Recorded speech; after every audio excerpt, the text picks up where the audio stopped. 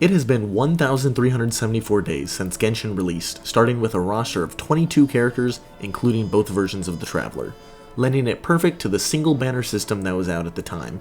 Around a year later in version 2.3, the double banner system was released as a way to adapt to the ever-increasing amount of characters that players could only obtain through pulls. Fast forward an entire 2 years, despite adding another 30 to 40 characters into the roster, Genshin was still using the 2-banner system, leading several characters to have well more than a year, even a year and a half, in between banners, like Albedo, Shenhe, and Eula, which all led to the introduction of Genshin's newest way for players to get characters, the Chronicled Wish. The Chronicled Wish had an extremely controversial launch, with some loving the concept, others hating it, but many of its upsides, like being able to pull for characters such as Kaya, Lisa, and Amber, which were nearly impossible to get otherwise, and weapons like Hunter's Path, wouldn't exist in Honkai starrail. So by the time starrail reaches those same character counts, what will be the best way to deal with the ever-increasing amount of characters players need to pull for? Let's take a look at all the numbers and just dive on in.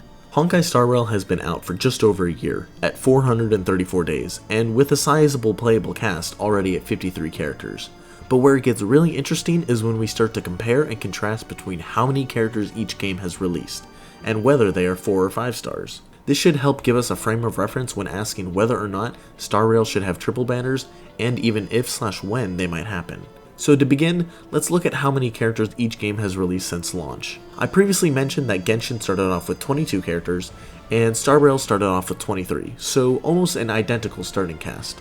But where it differs is how often characters are released. Despite the obvious number difference, due to how long Genshin has been out compared to starrail, Genshin releases a new character on average every 20.5 days, which makes sense as one half of a patch is 21 days. But there are a few extra characters sprinkled here and there to combat the dead patches that have 1 or even 0 character releases.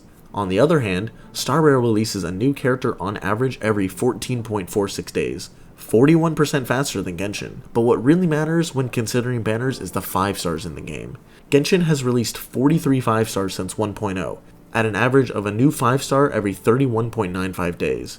Whereas starrail has released 24 since its beginning, at a rate of 1 every 18.08 days. All of these numbers are to say, at some point, assuming both games continue their current average with releasing characters, starrail will catch up and even surpass Genshin in the amount of characters it has despite the 3.5 year advantage. But also, doing some math, this won't be for a long while. Honkai starrail won't have the same number of 5 stars as Genshin for almost another 2 years, 708 days to be exact, and starrail also won't catch up in terms of total characters for nearly 5 years, at 1,764 days. For perspective, that's more time than Genshin has actually been released for, so that's not even something to consider practically at the moment. Regardless of those numbers, starrail will need a way to combat the scarcity of 5-star characters, since it tends to release many more 5 stars than 4 stars at a rate of 1.5 5 stars to every 4 star compared to Genshin's 1.25 5 stars for every 4 star. So is the Fated Triple Banner the ideal solution, or a system similar to the Chronicled Wish? Well, first off, again, we'd need to add some more benefits to the Chronicled Wish system if implementing it into starrail, since starrail characters and weapons don't have the same unattainability issues as those few in Genshin do. So I think realistically, we're more likely to be looking at having triple banners. I believe a good goal to aim for is to have a rerun of a character at least once per year.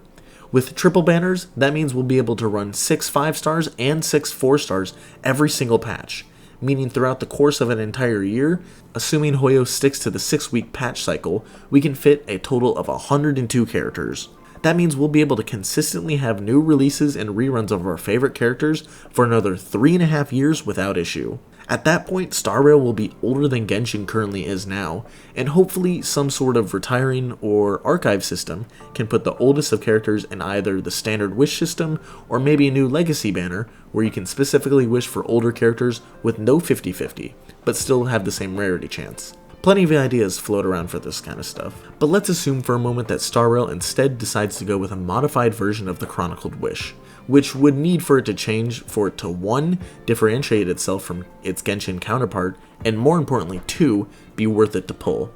Beginning with what I believe is done right, the epitomized path, where you choose which character/weapon you want, is great, but I want to separate it just a tad to remove a portion of the RNG that is at play by making it so whenever you choose a character or weapon, it sticks to that type of equipment.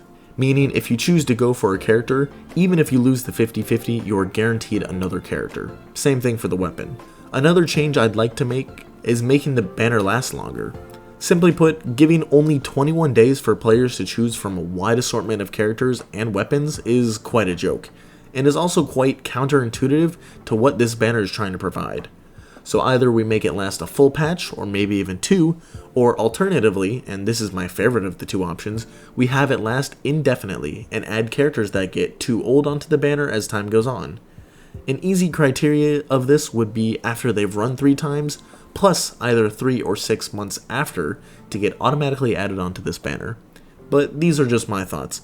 Let me know what Hoyoverse should do about future banners and who you'd pull for if triple banners or a version of Chronicled Wish was added to the game. Thank you all so very much for watching. Like and subscribe to the channel if you're willing, and join my Discord to join 150 others like yourself and discuss all the latest and greatest in Honkai Star Rail.